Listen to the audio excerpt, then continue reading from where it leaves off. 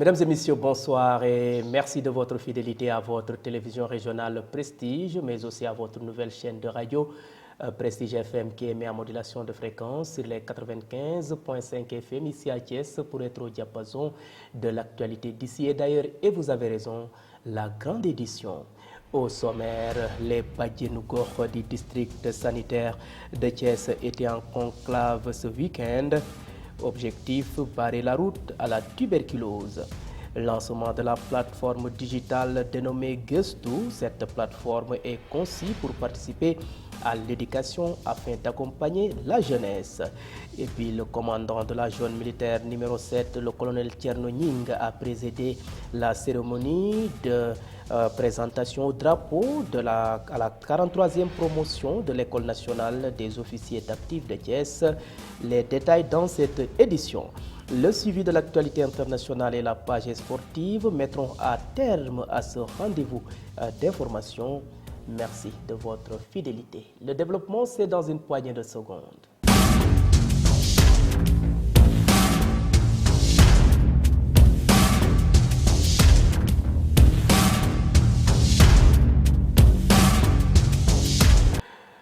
Bonsoir et bienvenue. Démarrons ce rendez-vous d'actualité par l'éducation qui est abrité ce week-end au lancement de la plateforme digitale dénommée Gestu.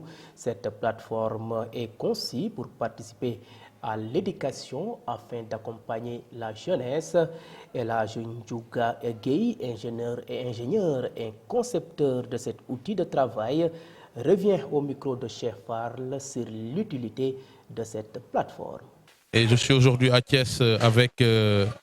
Robert et Brice, père et fils. M. Robert, c'est un chef d'entreprise français, venu avec son fils. Moi, je collabore avec eux en France. Ils m'ont accompagné en fait dans une société sénégalaise qui s'appelle Proxicode pour lancer un logiciel qui est dédié aux établissements scolaires. Donc voilà, donc je vais balayer les questions auxquelles j'ai répondu tout à l'heure. Donc c'est une plateforme web qui va être utile aux écoles et qui va permettre de répondre à un certain nombre de problématiques que les écoles rencontrent. On ne va pas les énumérer là parce que je pense que le temps qui nous est imparti est très court et même moi je suis assez pressé. Mais ce qu'on peut dire c'est que ça va être utile pour les écoles et ils vont pouvoir voilà, collaborer avec les enseignants entre eux, les parents, l'inspection. Donc voilà, ce sera un outil utile pour les écoles. Et parlons toujours éducation. Dans cette édition, je vous l'avais annoncé en titre, la cérémonie de présentation du drapeau de la 43e promotion de l'ENOA, traduisée par l'École nationale des officiers d'actifs de Thiès, a eu lieu dans l'enceinte de cet établissement militaire. Le commandant de la zone militaire numéro 7, le colonel Tierno Nying, a présidé la cérémonie sous la présence des représentants diplomatique des pays des élèves de la 43e promotion. A rappelé que cette promotion est forte de 105 élèves officiers, dont 90 Sénégalais.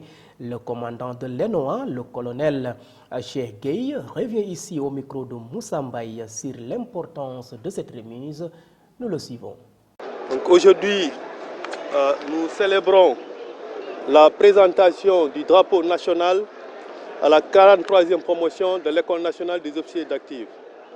Comme vous le savez, l'École nationale des officiers d'actifs assure la formation initiale des officiers de toutes les forces armées du Sénégal. Cette promotion qui a l'honneur est arrivée ici depuis le 11 septembre 2023. Et cette promotion a suivi cette formation pendant 2 mois. Et cette formation leur permet d'être des combattants et de pouvoir être intégrés au sein des forces armées sénégalaises. Donc cette formation, parallèlement à cette formation initiale, parallèlement à cette formation, les élèves officiers ont suivi également les activités de tradition. Parce que l'ENOA c'est une école des traditions. Depuis sa création, nos illustres anciens ont pensé intégrer un module de tradition pour rendre cette école purement africaine, purement sénégalaise. Et donc, c'est 105, effectivement, ils sont 105 EOA, c'est 105 élèves officiers venant du Sénégal et des pays amis. Donc il y a 90 du Sénégal et 15 des pays amis ont effectivement suivi cette formation initiale avec engagement, avec détermination. Et aussi, à ce qui me concerne, moi, commandant d'école, je suis très satisfait de ce que j'ai vu pendant ces 2 mois. C'est l'occasion de remercier nos autorités qui ont bien voulu me mettre à la tête de cette prestigieuse école pour assurer cette formation et aussi conduire les destinées de cette école. Depuis 2020, je pense qu'il y a lieu de le préciser, l'école connaît d'importantes mutations. Parce que depuis 2020, l'École nationale des officiers d'active assure la centralisation de toutes les formations initiales des forces armées sénégalaises. C'est une décision d'autorité que nous exécutons avec beaucoup de professionnalisme, avec beaucoup d'engagement. Vous suivez le rendez-vous de l'actualité grâce à votre nouvelle chaîne de radio Prestige FM qui émet en modulation de fréquence sur les 95.5 FM ici à Thiès. Et à présent, parlons santé. L'association des Badjanougor du district sanitaire de Thiès, en partenariat avec l'ONG Voix Essentielle et le ministère de la Santé et de l'Action sociale, était en conclave à Thiès pour barrer la route à la tuberculose qui constitue et qui continue toujours sa progression au sein de la société. Consciente de cela, ces dernières se fixent comme objectif d'accentuer la sensibilisation pour éradiquer définitivement ce fléau. Adja Fatou Badiane, présidente de l'association des Badjanougor, donne plus de détails. La voici au micro de Moussa Mbaye. Cette journée-là, c'est pour lutter contre la stigmatisation des femmes atteintes ou affectées par la tuberculose et aussi de promouvoir le leadership féminin et de promouvoir leurs accès aux instances de prise de décision.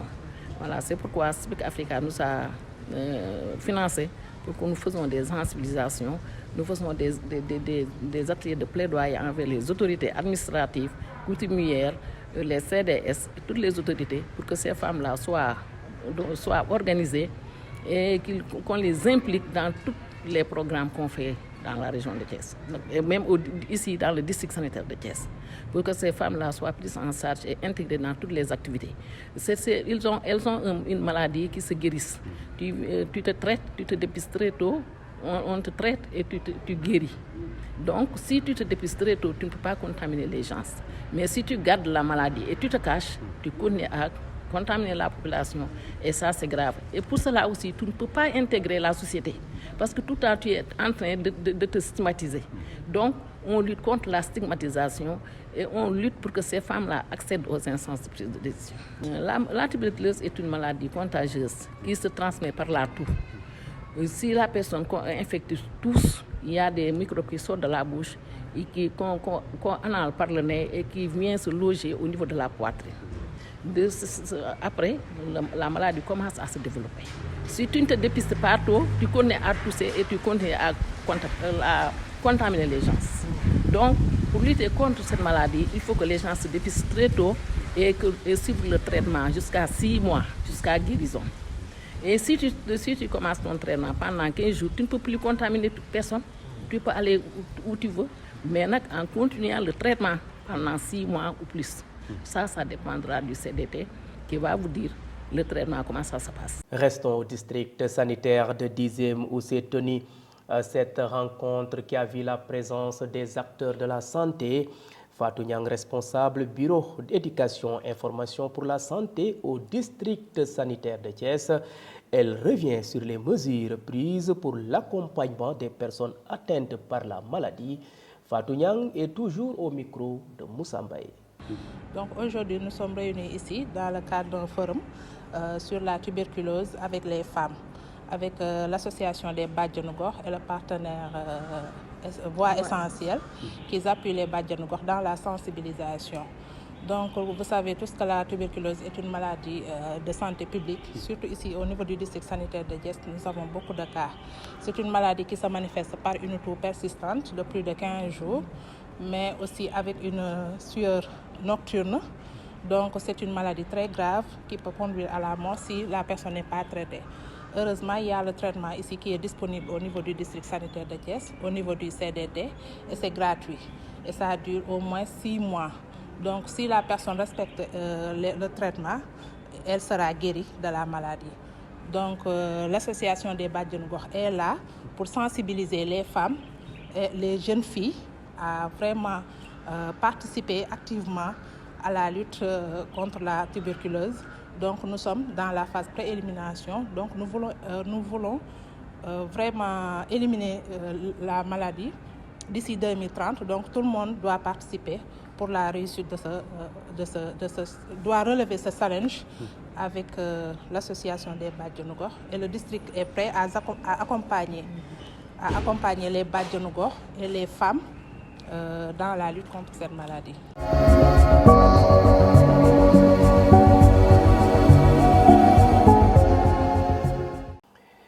Et à présent, jetons un regard sur ce qui fait l'essentiel de l'actualité nationale de ce lundi 11 décembre avec Mambiram Sissegaï. L'actualité nationale appelle à la réouverture immédiate de l'université Cheikh Anta Diop UCAD. D'après ses comptes rendus, le professeur Moussa Baldé s'est livré à un plaidoyer pour un enseignement bimodal et s'exprimant sur la situation de l'UCAD. Il a brandi les résolutions du conseil académique qui aurait estimé que les conditions nécessaires pour une reprise ne seraient pas encore réunies. Pour rappel, l'université Cheikh Anta Diop de Dakar, fleuron de l'enseignement supérieur et de la recherche de notre pays et de l'Afrique francophone, est restée fermée depuis les émeutes du 1er juin 2023 qui avaient embrasé tout le pays. Les conséquences académiques et scientifiques de cette fermeture sont catastrophiques.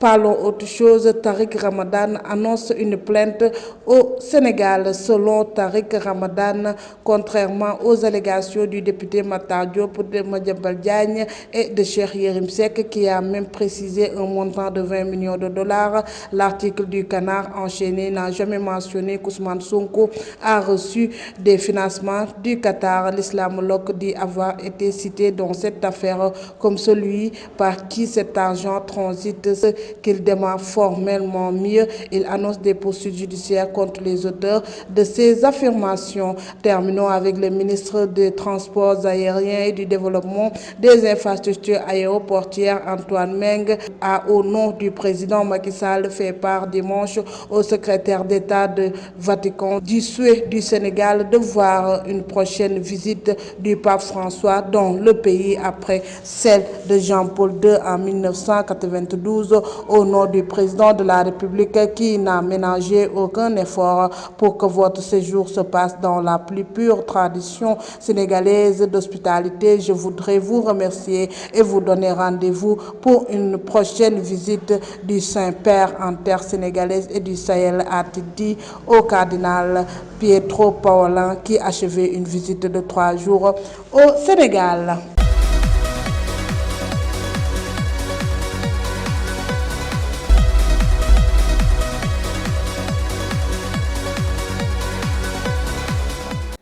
Et sur l'international, le périple de ce lundi nous mènera au Burkina Faso et au Niger. Et tout d'abord, démarrons par le Soudan avec Ramatoulaye Sissé. Les généraux saoudaniens Abdel Fattah al-Burhan et Mohamed Hamdan Daglo, dit Hemditi, ont accepté de se rencontrer, a annoncé dimanche 10 décembre le communiqué de l'Organisation régionale de la Corne de l'Afrique à l'issue d'un sommet extraordinaire à Djibouti. C'est une percée diplomatique inédite pour l'IGLAD pour cesser la guerre au Soudan en cours depuis 7 mois. Jusqu'ici, toutes les discussions ont échoué, dont celle de Jeddah, sous l'égide de Washington et du Riyad. Le tribunal administratif de Ouagadougou a suspendu mercredi les réquisitions forcées de 3 civils burkinabés qui avaient reçu l'ordre de partir au front pour lutter contre les terroristes. Si l'État peut encore faire appel de cette décision, elle n'en constitue pas moins une bouffée d'espoir énorme pour la dizaine d'autres civils réquisitionnés qui s'estiment eux aussi punis pour avoir osé critiquer le pouvoir. Le général Abdourahmane Tiani a accusé la France pour les maux que connaît le pays depuis l'indépendance et assuré que les efforts dans le domaine sécuritaire aient amené des résultats. Selon lui, de nouveaux partenariats sont en train de se nouer et les anciens accords continueront à être révisés ou dénoncés.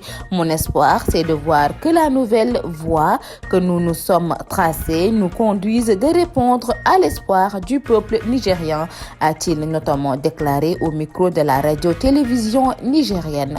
Mesdames et messieurs, c'en est tout pour l'actualité internationale.